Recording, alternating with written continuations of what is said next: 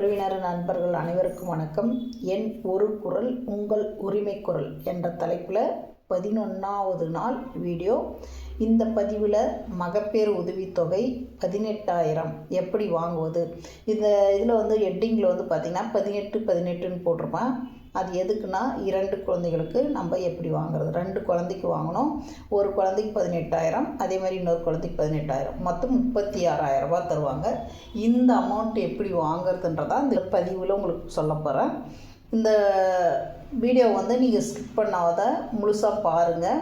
இதில் உங்களுக்கு ஏதாவது சந்தேகங்கள் வந்தால் கமெண்ட் பாக்ஸில் கமெண்ட் பண்ணுங்கள். நாங்கள் ரிப்ளை உங்களுக்கு பண்ணுறோம்.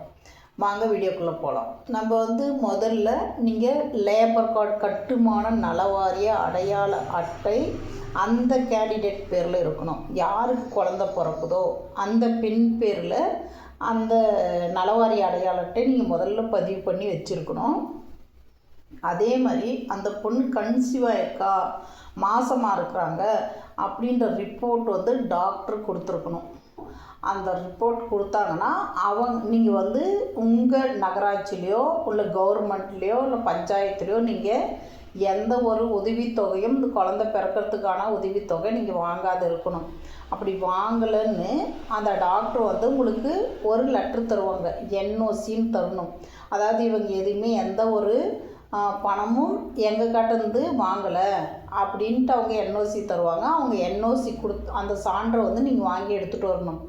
நீங்கள் இதெல்லாம் எடுத்துட்டு நீங்கள் 3 மாதமாக்கும் போதே இதில் அப்ளை பண்ணலாம். நீங்கள் 3 மாதமாக கன்சீவ் ஆக்கும் போதே நீங்கள் செக்கப் பண்ணிவிட்டு அந்த மெடிக்கல் ரிப்போர்ட்டு, என்ஓசி, உங்கள் லேபர் கார்டு கட்டுமான நலவாரி அடையாள அட்டை, Aadhaar, ration card, bank book இதெல்லாம் எடுத்துகிட்டு நீங்கள் நலவாரிய அலுவலகம் போயிட்டு நீங்கள் அரண்மனையில் ஏற்றிட்டாங்கன்னா, நீங்கள் ஏற்றிட்ட பிறகு உங்களுக்கு 3 மாதத்துலேருந்து 9 மாதம் வரையும் 9,000 ரூபாய் உங்களுக்கு போடுவாங்க. அதை டெலிவரி ஆகிறதுக்கு முன்னாடியே இந்த பணத்தை உங்களுக்கு அக்கௌண்ட்டில் போட்டுருவாங்க. டெலிவரி ஆன பிறகு பர்த் சர்டிஃபிகேட்டோடு சேர்த்து இதே மாதிரி உங்கள் நலவாரி அடையாள அட்டை, பேங்க் புக்கு, ரேஷன் கார்டு, ஆதாரெல்லாம் எடுத்துகிட்டு போயிட்டு கொடுத்தீங்கன்னா அதுக்கு 9,000 ரூபா போடுவாங்க. மொத்தம் 18,000 ரூபாய். பிறக்கிறதுக்கு முன்னாடி 9,000, குழந்தை பிறந்த பிறகு 9,000, மொத்தம் 18,000 ரூபாய் உங்கள் அக்கௌண்ட்டில் போட்டுருவாங்க. இது நம்ம கட்டுமான நலவாரிய அலுவலகத்தில் இது போடுறாங்க. இதை நீங்கள் கட்டுமான நலவாரிய அலுவலகம் போய் பண்ணணும். அங்கே பண்ணால் தான் உங்களுக்கு இது கிடைக்கும்.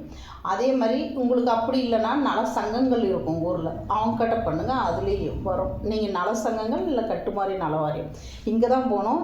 சேவை மையெல்லாம் போகாதீங்க. அங்கே போனால் உங்களுக்கு கரெக்டான அந்த அவங்களுக்கு ஃபார்ம் தெரியாது. அதனால் அவங்க பண்ணலாம், தப்பாக போயிடுச்சுன்னா உங்களுக்கு கிடைக்காது. 18 2 போட்டிருக்கோம் இல்லையா, இது ஒரு குடும்பத்துக்கு 2 குழந்தைங்களுக்கு கிடைக்கும். அதுக்காக தான் 18 + 18ன்னு போட்டேன். இது உங்களுக்கு ஒரு குழந்தைக்கு வாங்கிட்டிங்கன்னா நெக்ஸ்ட்டு இன்னொரு குழந்தைக்கும் இதே ஃபஸ்ட்டு என்ன சொன்னோன்னா அதே ப்ரொசீஜர் 2வது குழந்தைக்கும். அதெல்லாம் நீங்கள் எடுத்துகிட்டு போய் கொடுத்து பண்ணிங்கன்னா வந்துடும். நிறைய பேர் பண்ணுற மிஸ்டேக் என்னென்னா, நம்ம டெலிவரி ஆன பிறகு போய் எனக்கு காசு வருமான்ற மாதிரி கேட்போம். டெலிவரி ஆகிறதுக்கு முன்னாடியே 3 மாதம் கன்சீவ் ஆகுறேன்னு டாக்டர் ரிப்போர்ட் கொடுத்த உடனே நீங்கள் போய் அப்ளை பண்ணலாம். அப்போயே உங்களுக்கு காசு வரும். அப்போ தான் ஃபுல் அமௌண்ட்டு உங்களுக்கு வரும். அப்படி இல்லைன்னா உங்களுக்கு வெறும் 9,000 டெலிவரிக்கு பிறகு போனீங்கன்னா வெறும் 9,000 மட்டும்தான் வரும். மீதி 9,000 உங்களால் வாங்க முடியாது. இந்த வீடியோ உங்களுக்கு பிடிச்சிருந்தா ஷேர் பண்ணுங்கள், கமெண்ட் பண்ணுங்கள், சப்ஸ்கிரைப் பண்ணுங்கள், உங்கள் நண்பர்களுக்கு ஃபார்வர்ட் பண்ணுங்கள். இவ்வளோ நாள் உங்களுக்கு இந்த விஷயம் தெரியாது இருந்துச்சு, நான் சொல்கிறதுனால நீங்கள் தெரிஞ்சுக்கணும் இல்லையா. அந்த மாதிரி நிறைய பேர் இது மாதிரி தெரியாத நிறைய பேர் இருப்பாங்க. உங்கள் ஃப்ரெண்ட்ஸ் சர்க்கிளோ, உங்கள் ரிலேட்டிவ்ஸ், சொந்தக்காரங்களோ, அவங்களுக்கு உங்கள் மூலமாக அவங்களுக்கு தெரியட்டும், நீங்கள் தெரியப்படுத்துங்க. சரியா?